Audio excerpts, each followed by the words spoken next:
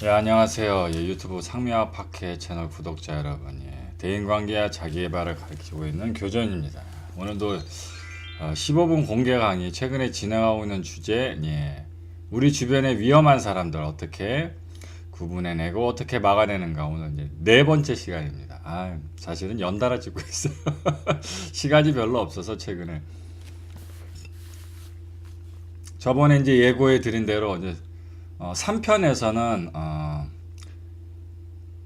인지계, 어떤 내적인 생각의 세계, 타인의 그런 내적인 세계 속으로 어떻게 들어가는가, 그 개의 사용법을 알면 위험한 사람들로부터 우리를 막아낼 수 있는 어떤 구분법을 알 수 있다, 이렇게 말씀을 드렸죠. 요 4편에선 조금 수준이 있는 내용들이 나갑니다. 조금 수준 있는 내용들이 나가서 그거 갖고 우리 주변의 친구들 같은 사람들도 살펴보면 좀 재밌는 게 있을 거예요. 이제 3편에서 제가 개라는 걸 설명을 드렸죠. 갑자기 개가 뭐야, 멍멍개인가, 이런 얘기 갑자기 이상한 생각 드시면 바로 3편 갔다 오셔야 됩니다.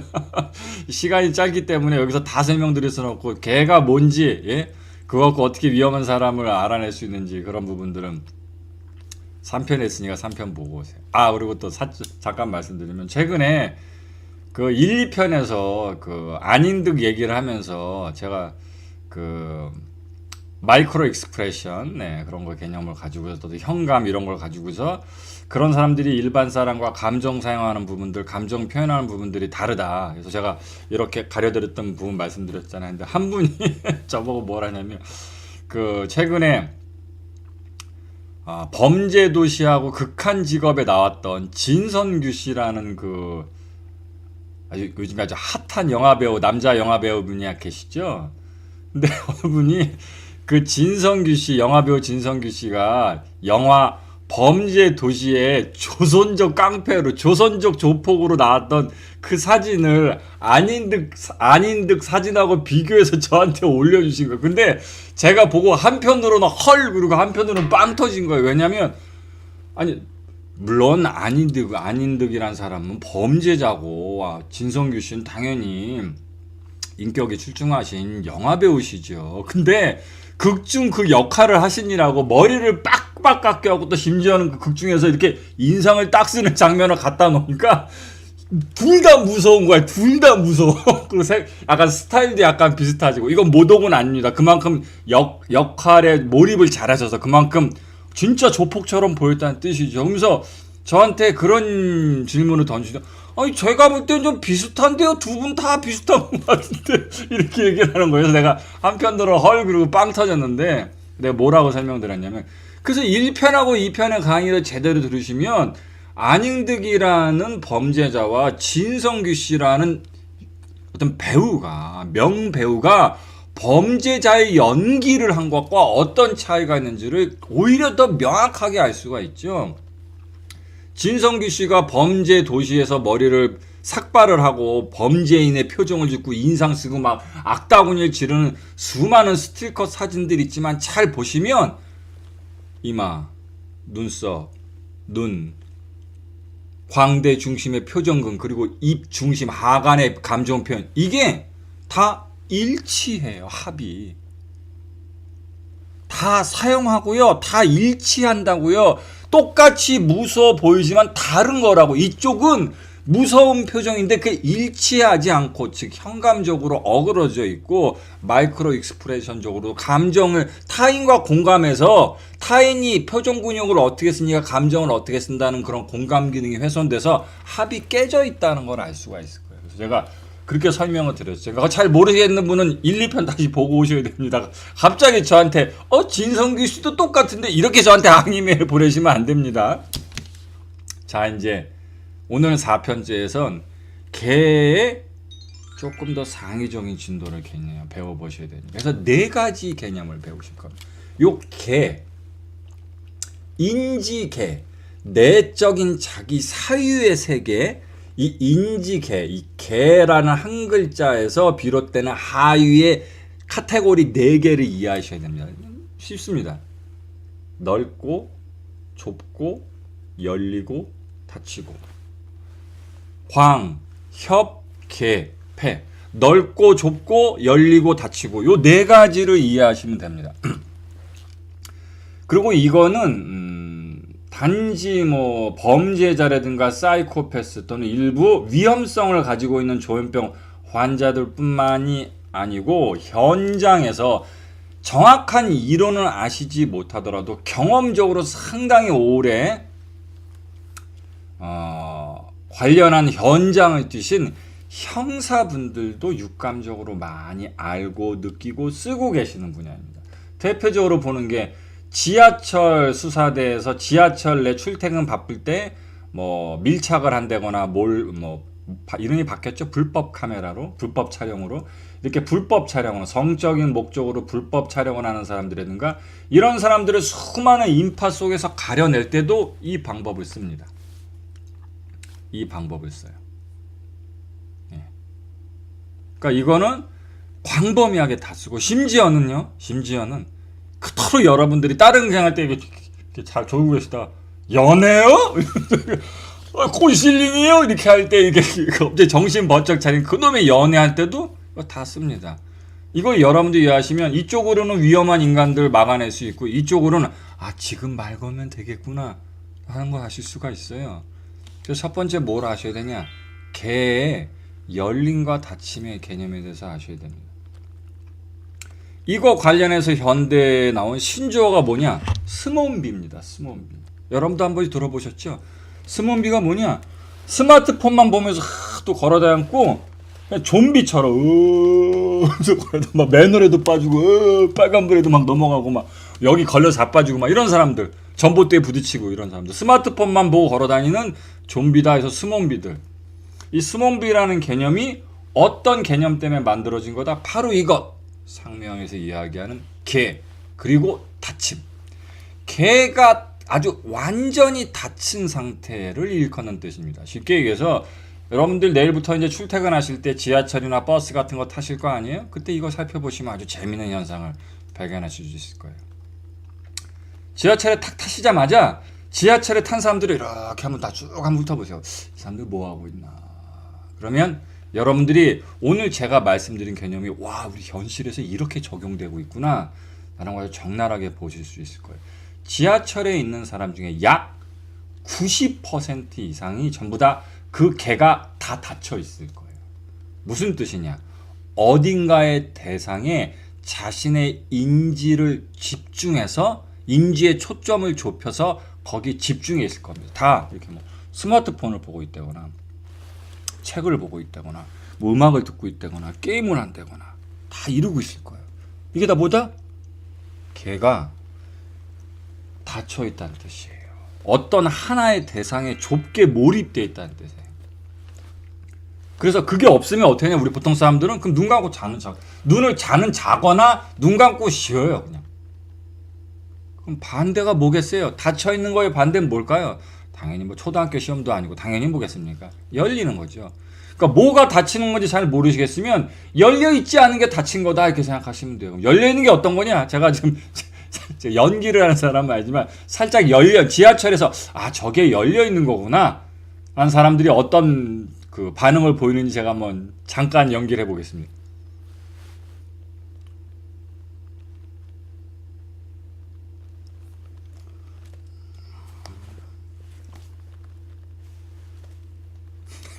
이게 열려있는 거. 이게 열려있는 거예요. 어디 한 군데 몰입해서 거기 푹 빠져 있는 게 아니고요. 계속 이렇게 이 사람도 봤다, 광고판도 읽었다, 다른 사람도 한번 쳐다봤다, 이렇게 옆에 사람도 스마트폰 어떻게 흘끗 거렸다, 괜히 다리도 덜렁덜렁 됐다가 코드 긁었다가 이렇게 주섬주섬거리면서 무슨 성인 ADHD 걸린 사람처럼 이렇게 주섬주섬거리는 사람들 있죠? 이런 사람들이 개가 열려 있는 거예요. 어디 몰입돼서 들어가 있는 정신의 인지의 초점이 좁혀져서 어디에 깊이 들어가 있는 게 없는 거예요. 그래서 저게 열려 있는 거구나. 또 반대로 이게 닫혀 있는 거구나. 이렇게 이해하시면 제가 말씀드린 그 부분이 확연히 보일 거예요. 버스, 지하철 어딜 가도 그곳에 있는 사람들의 약 90% 이상이 전부 다 개가 닫혀 있습니다. 그리고 개가 열려 있는 사람이라 할지라도 열려 있는 기간이 오래 길지 않아요. 제가 한번 해볼까요? 어떤 사람이 친구랑 통화를 했죠. 그래 지금 광화문이야. 조금만 더 가면 돼. 그래 좀 이따. 그래 벌써 왔어? 그래 그럼 커피숍 들어가 있을래? 그래 좀 금방 갈게. 이렇게 하고 끊은 다음에 보통은 어떠냐면 이렇게 전화 끊으면 핸드백에서 이렇게 꺼내서 뭐 로즈 좀 바르고 이렇게 하다. 그다음에 다시 스마트폰 겪고 뭐 인스타그램 본다거나 바로 이렇게 넘어가거나 아니면 잠깐 정도 뭐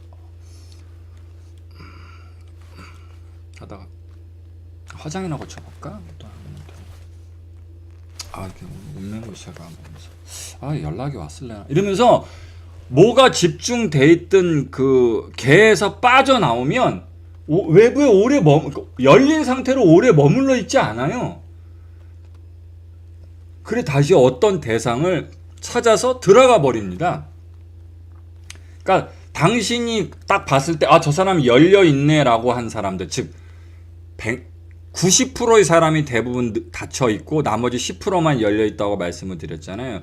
그 10% 열려 있는 사람들조차도 잠깐 동안만 열려 있을 뿐인지 인지의 초점을 어디로 집중해서 그냥 들어가 버려요. 그러니까 오래 계속 열려 있지는 않죠. 근데 어떤 범죄의 목적을 갖고 있는 소매치기, 성범죄자, 밀착을 하려는 사람, 추행하려는 사람 또는 불법 촬영하려는 사람들, 그리고 오늘 이야기하는 위험한 사람들, 공감 기능이 훼손되어 있고 공격적이고 타인의 공간 들어가서 뭔가 위험을 짓을 저지른 사람들은 어떻다?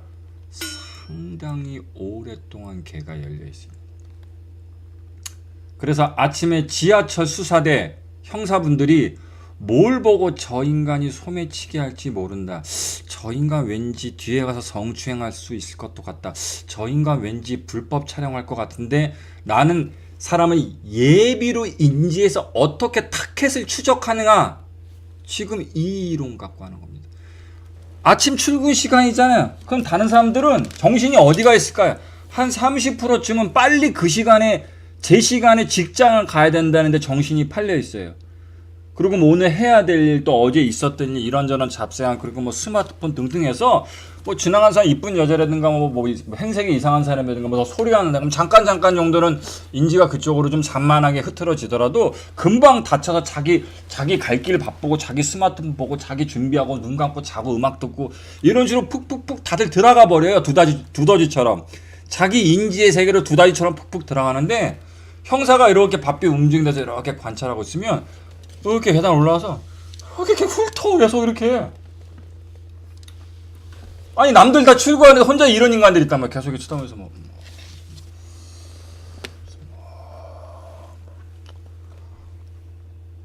이 자체가 무슨 뜻인지 아세요?